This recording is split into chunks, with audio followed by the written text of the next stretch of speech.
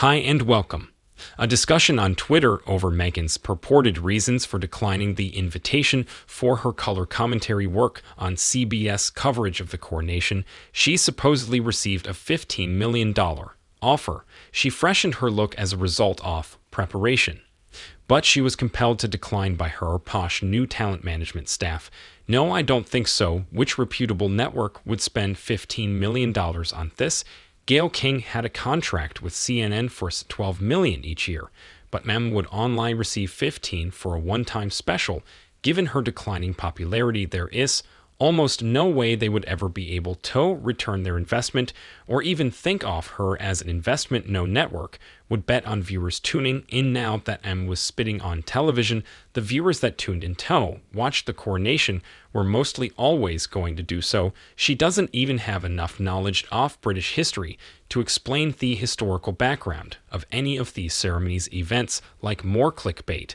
I suppose in another news, insider sheds light on Fergie and Andrew's complex relationship, saying it isn't a passionate affair. Despite being divorced since 1996, the Duke and Duchess of York continued to cohabitate at Royal Lodge, with Fergie remaining steadfastly devoted to her ex-husband.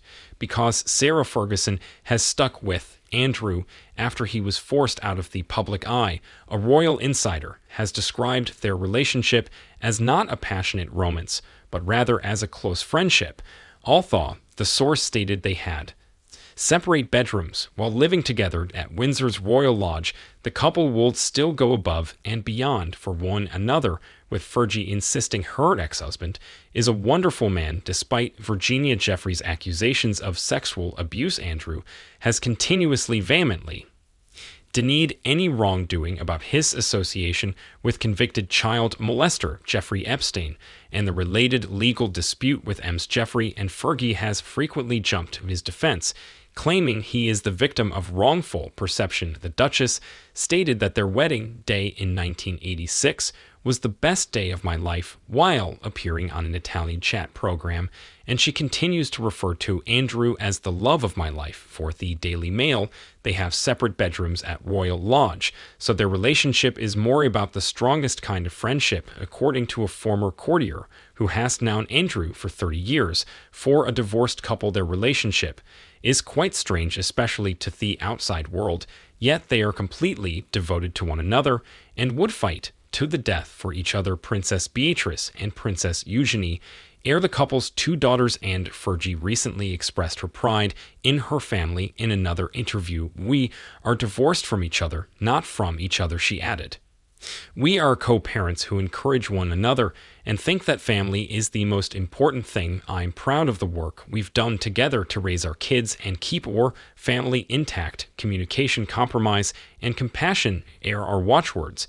In addition, with Eugenie expecting her second child later this summer, Andrew and Fergie are now also grandparents to Beatrice's daughter, Isiana, in August, who is Eugenie's son. Other than his close family, Andrew is considered to be a lonely guy. The former courtier said that when she is away, he hardly ever has visits.